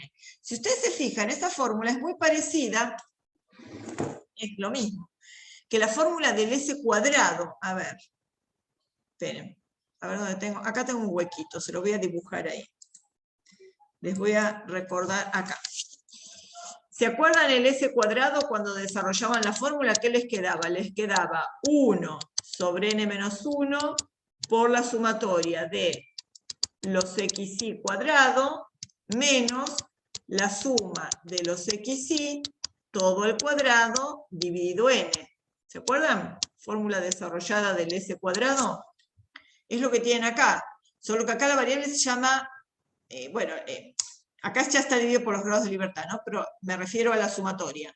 Les quedaba sumatoria de los cuadrados menos suma de todos los x al cuadrado sobre n. ¿Ven que es la misma fórmula? O sea, la suma de cuadrados totales es un s cuadrado calculado con todos los datos de la muestra. Entonces, esta es la fórmula de suma de cuadrados total. La suma de cuadrados entre, cuando ustedes desarrollan esa sumatoria de ni por i sub i punto barra menos i barra punto punto al cuadrado, les queda así. Suma de cada ti al cuadrado dividido n sub i menos el término de corrección c, que es el t cuadrado sobre n. Y la suma de cuadrados dentro simplemente va a ser total menos entre, se calcula por diferencia. ¿Cómo vamos a obtener cada una de estas cosas? Ustedes van a agarrar la calculadora, la van a poner en modo estadístico, le vacían la memoria y ponen 18 más 35 más, etc. Ponen los datos de la primera muestra. Una vez que metieron los datos, que entraron 7 datos, ¿qué le van a pedir? La suma de los x, es el t sub i, 198. Le van a pedir la suma de los x cuadrado, y la anotan acá, la suma de los i, bueno, acá se llama i, pero en la calculadora les va a decir la suma de los x cuadrado. El n ya saben, le van a pedir la media, en el S-bar le piden la media, la anotan, y en el S-bar les va a dar la desviación estándar, le elevan al cuadrado y anotan la varianza. Una vez que anotaron todo esto, borran la memoria de la calculadora, meten los 8 datos, m+, etc. De nuevo, piden suma de los x cuadrado, n, media, piden el desvío, lo elevan al cuadrado y anotan. Y lo mismo para cada grupo. Todo lo que se sumó así fue la suma en j. Ahora hay que sumarla en i, ¿no? Para todos los tratamientos. Si suman los 3t, los 3t sub i, obtienen t total, que es este t. Estos t sub i son estos t sub i que aparecen acá. Si suman en i los i sub ij, los i sub ij cuadrado, tienen suma en i en j de los i sub ij cuadrado. Y si suman en i los n, tienen el n total. Entonces, ¿cómo van a hacer las cuentas? El término de corrección c es t cuadrado sobre n. Es este t al cuadrado dividido este n. Lo van a usar en la total y en el entre, ¿no? Porque en ambos se le resta lo que se llama este término de corrección c. ¿Cómo calcula la suma de cuadrados total? Es la suma de los i sub i cuadrado menos el término de corrección. El término de corrección ya lo calcularon acá. ¿Cómo es la suma de los i sub i cuadrado? Sería este al cuadrado más este al cuadrado hasta el final. Acá ya lo sumaron en j, y acá los tienen sumado en i, o sea que ese resultado de la suma de todos los i sub i j cuadrado es 11.270. Y a eso le restan el término de corrección c. Ya tienen la suma de cuadrados total. ¿Cómo calculan el entre? Era la suma de los ti cuadrados sobre ni menos c. ¿Qué van a hacer? Van a la calculadora y ponen. Hacen este al cuadrado dividido 7. Más este al cuadrado dividido 8, más este al cuadrado dividido 7. Y a eso le restan el término de corrección c, que ya lo tenían calculado. Y ya tienen el entre. Y la suma de cuadrados dentro sale por diferencia. Suma de cuadrados total menos suma de cuadrados entre. Todo eso ya lo pueden volcar en la tabla del análisis de la varianza. Suma de cuadrados entre 660. Suma de cuadrados dentro, 738. Suma de cuadrados total, 1399. Grados de libertad. Aprendan a leer bien los grados de libertad. 2 porque tienen 3 grupos, y menos 1 es 2. Para saber cuántos grupos son, a esto le suman 1. Total, si le suman 1 a esto, tiene el n total, porque estos son n-1, 22 menos 1, 21. Y la suma de cuadrados dentro, o bien hacen 21 menos 2, o bien hacen n menos i. N era 22, menos i 3 es 19. ¿Sí? Después, una vez que tienen suma de cuadrados y grados de libertad, hacen la división. Esto dividido esto es el cuadrado medio entre, esto dividido esto es el cuadrado medio dentro, y después el cociente, 330 sobre 38, es el estadístico de prueba. ¿Qué son los dos asteriscos? Los dos asteriscos es, si ustedes van a la tabla impresa, digamos, ¿no? Y buscan los valores críticos, eran los valores críticos de una Fisher. Para evaluar el estadístico va a ser el entre sobre el dentro. Entonces los grados de libertad del numerador son 2 y los del denominador son 19. Si van a la tabla, que ya les mostré otra vez cómo usaban, ubican los 2 grados de libertad en la columna y los 19 en la fila. Cuando van ahí tienen 3 renglones.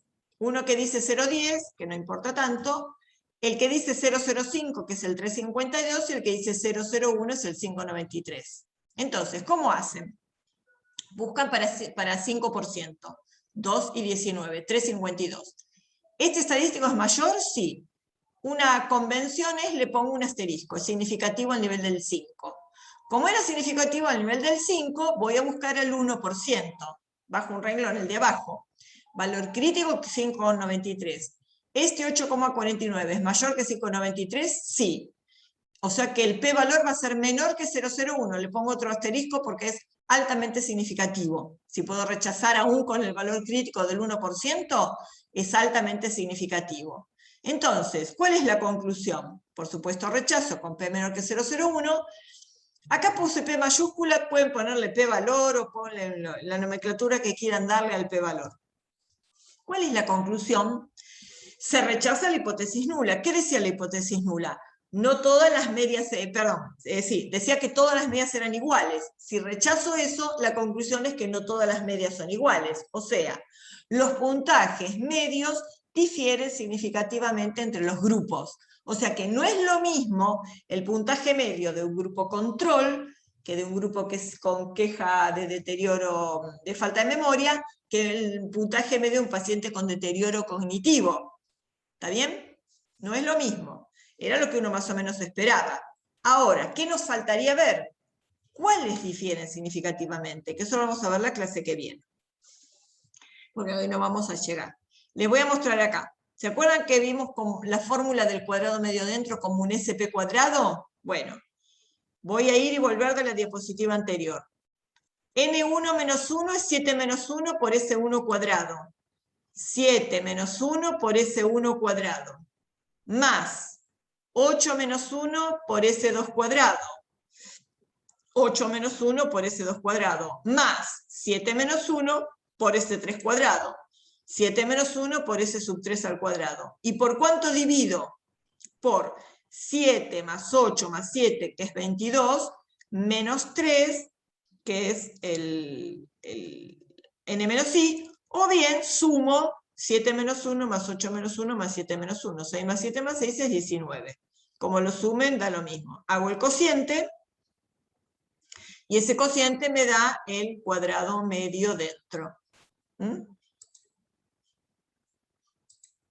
Bueno, ¿está bien? Suma de cuadrados dentro sobre grados de libertad. Es lo mismo que hacer el SP cuadrado.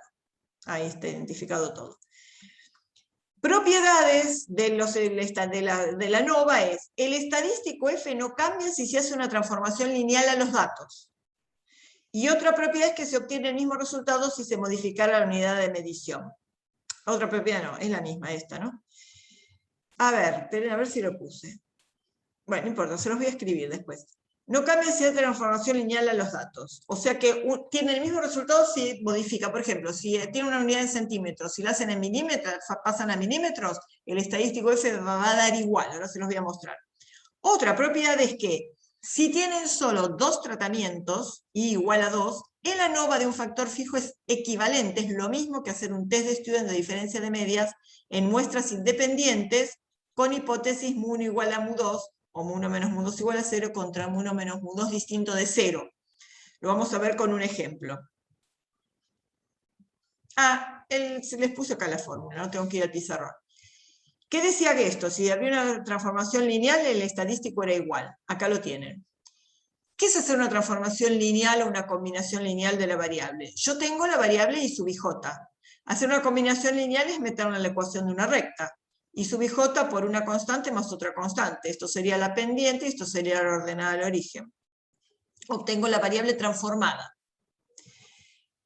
¿Por qué cuadrado medio entre la variable transformada es al cuadrado por el cuadrado medio entre la variable original? Porque el cuadrado medio es una varianza. Y se acuerdan en la diapositiva de propiedades de la varianza. Esto es la varianza de una variable por una constante más una constante. Esto es la varianza de la variable por la constante, pero la constante sale al cuadrado, por eso queda a cuadrado por el cuadrado medio entre la variable original. ¿Sí? La variable transformada. O sea, el cuadrado medio entre la variable transformada cambia. Es el de la variable original multiplicado por la constante al cuadrado. Y si yo quiero hacer el cuadrado medio dentro de la variable transformada, va a ser al cuadrado por el cuadrado medio dentro de la variable original, por las propiedades de la varianza. Pero el estadístico aquí era igual, era el cociente, cuadrado medio entre sobre cuadrado medio dentro. O sea que el cuadrado medio entre sobre el dentro de la variable transformada va a ser este cociente.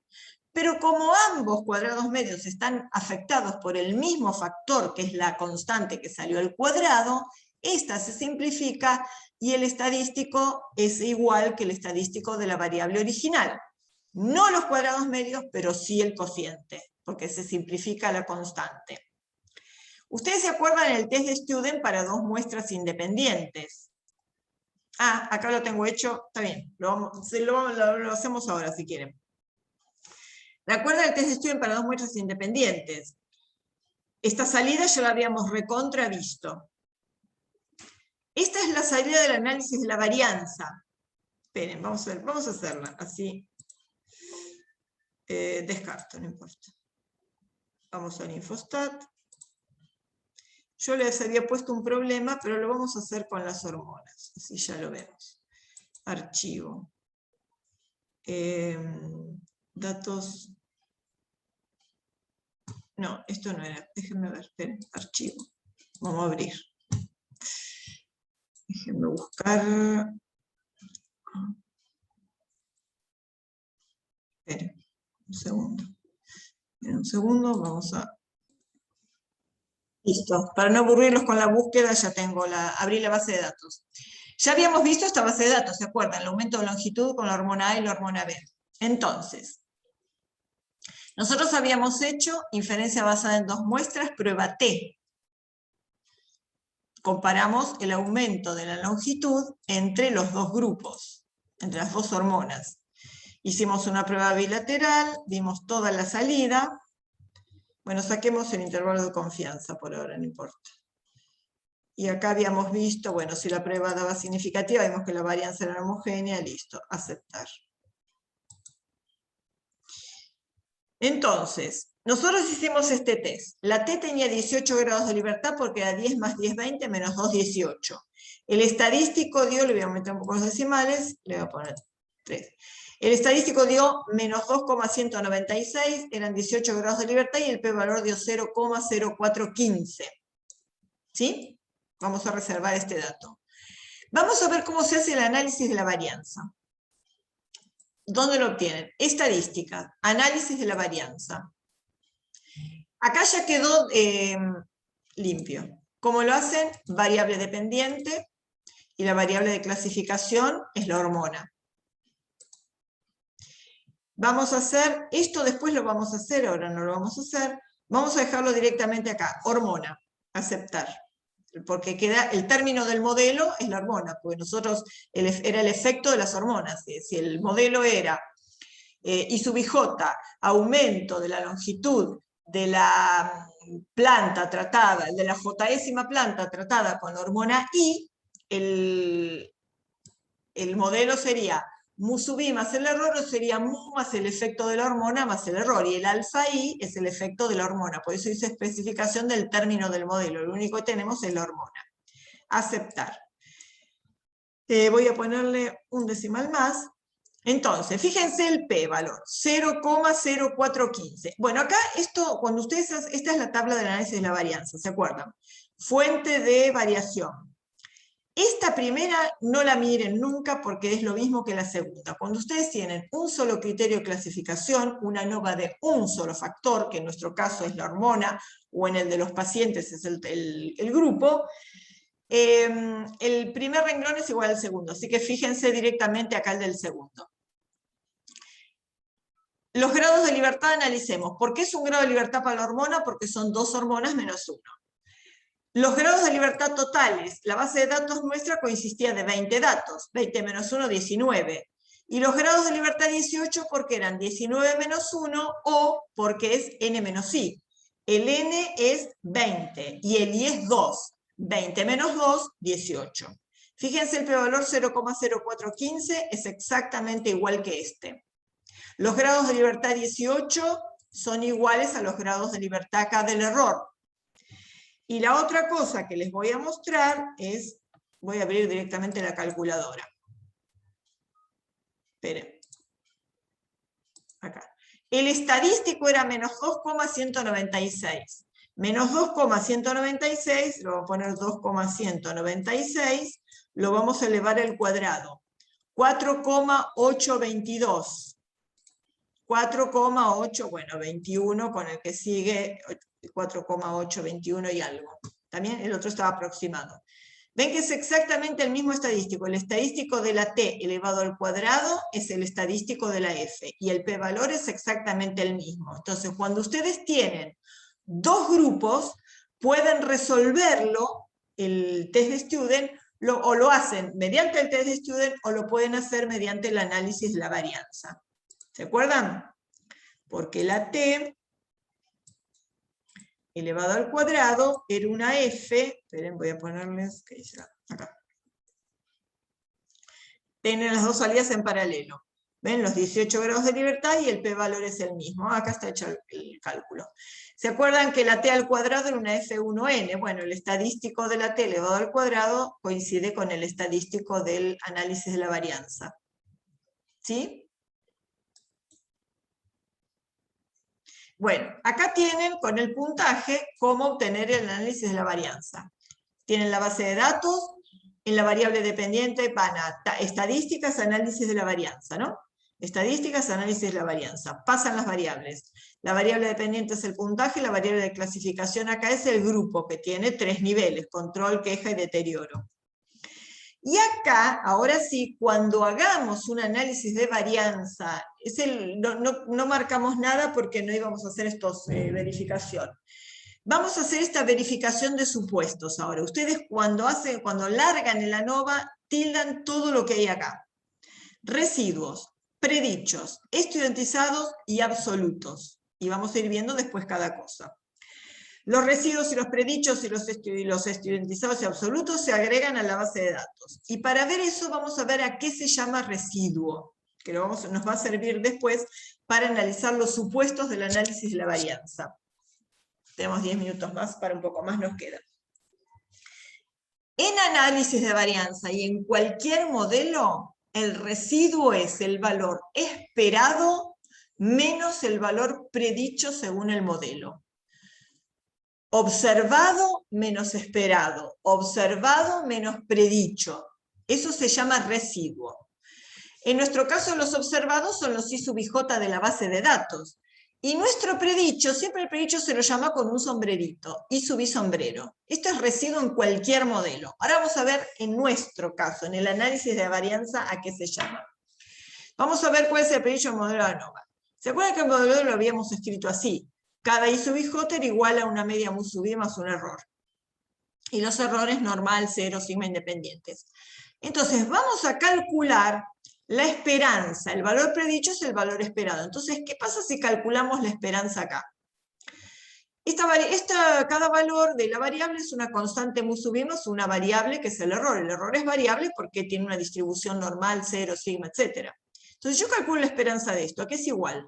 La esperanza de la constante, que es la propia constante, más la esperanza de los errores. Pero la esperanza de los errores es 0 en el modelo. Entonces el valor esperado de I sub IJ es mu sub I. ¿Qué quiere decir eso? que si yo pudiera calcular la esperanza de todos los valores, siendo la esperanza de los errores, que es 0, ese valor esperado me daría mu sub i. Es lo que dijimos antes, es la media de toda la población, es la media de todos los valores de la variable para cada grupo, ¿no? Es mu sub i. Bien. Entonces, ¿qué pasa si acá despejo el error? Si de esta fórmula despejo el error, me queda igual a i sub ij menos mu sub i. ¿Sí? Entonces, esos serían los errores.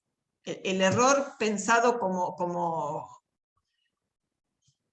diríamos, como una entidad hipotética, ¿no? No los puedo calcular porque no tengo toda la población. Pero pensado en su concepto, el error sería cada uno de todos los i sub ij menos mu sub i.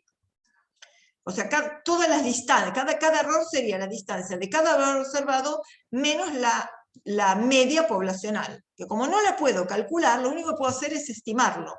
Entonces, ¿quién va a ser el EIJ sombrero? Este es un valor observado. Pero ¿quién va a ser mu sub i sombrero? Mu sub i sombrero es la media de la muestra, porque con la media de cada muestra yo estoy estimando la media poblacional de cada grupo. Entonces, el error sombrero es i sub ij menos i sub i punto barra, porque con i sub i punto barra estimo a mu sub i. ¿Sí? O sea, el valor, la esperanza de i sombrero es i sub i, es i sub i punto barra, porque es mu sub i sombrero. ¿Se entendió? Les hice mucho lío. El mu sub i sombrero, que es la esperanza de los valores de la variable estimado, es la media del grupo. Entonces, este estimador del error es lo que llamo residuo. Cuanto más grande sea un residuo, más distante es el valor observado del valor esperado. ¿Por qué es el valor? Fíjense que es razonable que este sea el error. ¿Por qué? Porque es cuánto se aparta cada valor del valor esperado, y el valor esperado sería que si no hubiera error, todos serían iguales a la media del grupo. Si todos los controles fueran iguales, todos los valores observados serían iguales a la media del grupo. O sea, cuanto más variabilidad haya, más se van a apartar los valores observados del valor esperado o predicho. Vamos a verificar esto. ¿Quiénes son los residuos? Fíjense. Si yo largo el análisis de la varianza, esperen que me voy a ir al Infostat. Lo voy a hacer para la puntaje, que lo tengo acá. Esta es la que ustedes tienen, que yo les subí al campus. Voy a hacer estadísticas, voy a hacer análisis de la varianza, voy a poner el puntaje como variable dependiente y el grupo como variable de clasificación. Y vamos a marcar todo esto. Cuando ustedes marcan todo esto se agrega a la base de datos. Y lo que les voy a mostrar es lo que tienen acá. Bueno, lo vamos a hacer y después lo ven en la diapositiva. Miren los predichos y vamos a verificar los predichos. ¿Qué dijimos que eran los predichos? Que era la media del grupo, ¿no? Entonces voy a hacer estadísticas, medidas de resumen. Ya tenemos puntaje y tenemos grupo, y vamos a calcular el n, la media, y vamos a calcular la varianza, nada más.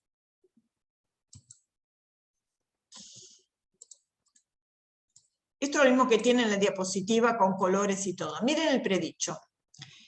Miren que el predicho de los controles son todos iguales, ¿no? Esperen, acá está. El predicho de los controles son todos iguales, 28,29. ¿Y quién es 28,29? Es la media de los controles. O sea que el predicho es la media. ¿Quién es el predicho de queja? Todos los pacientes de queja tienen el mismo predicho. ¿Y cuál es el predicho de queja? Es la media. Y para los MCI lo mismo, es la media. Y fíjense una cosa, 33, 43, 39, ¿les suena? Eran las varianzas, eran los S cuadrados, ¿no? Eran los S cuadrados de cada grupo. Bueno, lo que tienen acá, en la diapositiva, es eso mismo. Esperen. Acá. Tienen, ¿ven? La identificación de los residuos, que para cada grupo tienen el mismo predicho, y que los predichos son las medias. Y el residuo, fíjense, Este primer grupo, este primer paciente, que era un grupo control, ¿se acuerdan que nos había llamado la atención que era un puntaje bajo? Miren el residuo, tiene un residuo de menos 10. ¿Por qué? Porque si ustedes hacen 18 menos 28 con 29, ese residuo es cuánto se aparta este observado del esperado. El esperado para los controles era 28. Este individuo se aparta más de 10 unidades por debajo del esperado para el grupo. Y así tienen, esperen que acá le puse una identificación y se me borró, se me tapó. Por ejemplo, este tiene un residuo de 6. ¿Por qué? Porque el 35 está 6 y pico unidades por encima del 28. Y este es 29, que tiene el residuo más chiquito porque es el que está más cerca del predicho. ¿También? Ven que tienen residuos por encima y por debajo. Y fíjense una cosa interesante, si yo hago estadísticas, medidas de resumen del, en vez de puntaje, voy a poner el predicho. También le voy a poner, fíjense.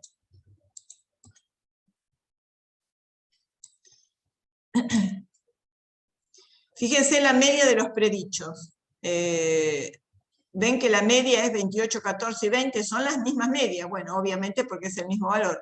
Pero fíjense una cosa. Fíjense las varianzas. No, me equivoqué. Por eso me daba raro.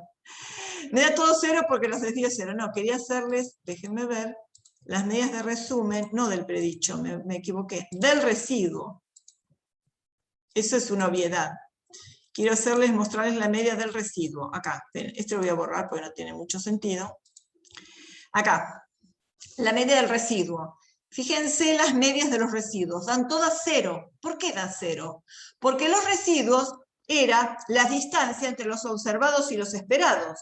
Pero si ustedes hacen el promedio, van a tener algunos que estén por encima, otros que van a estar por debajo. Unos tienen unos residuos por exceso y otros en defecto. Cuando ustedes hacen el promedio, la media da 0 de los residuos. Y miren las varianzas. ¿Les suenan 33, 43, 39? Son las mismas de la variable. 33, 43, 39.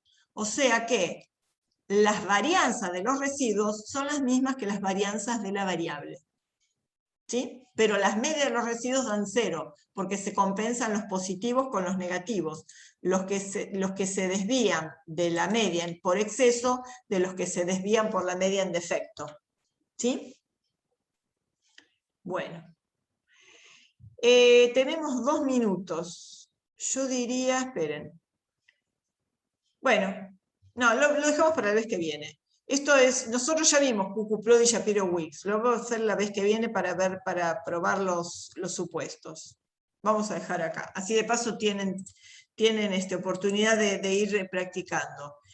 Pregunta, ¿nadie empezó todavía con... dejo de compartir pantalla. ¿No empezaron todavía con análisis de varianza? Quiero creer que no. Están con test de hipótesis, ¿no? Sí. Bien. ¿Está ya en test de hipótesis? ¿Ya empezaron para 2 muestras? ¿Por qué tipo de ejercicios van para el test de hipótesis? Nosotros yo estoy con uno y nos mandan videos. Había uno para una y el otro para las 2, y ya nos mandó a ver los 2 videos para sacarnos las dudas mañana en la clase. Perfecto. Así que ya arrancamos con los 2 de una. Listo. Ya empezaron, entonces están empezando con 2 muestras.